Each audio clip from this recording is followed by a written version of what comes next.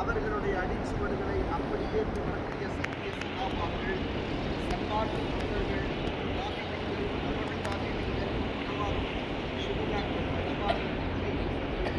குறிப்பாக அல்லாஹ்வுடைய விருந்தாளிகளாக இருக்கக்கூடிய நம்பிக்கை அல்லாஹ்வுடைய வற்றா கிருபை என்றென்றும் நடத்துவார். ஸல்லல்லாஹு அலைஹி வஸல்லம் அவர்கள் சொன்னார்கள், அஸ்ஹாபின் நஜும், என்னுடைய தோழர்கள் நட்சத்திரத்தை போன்றவர்கள்.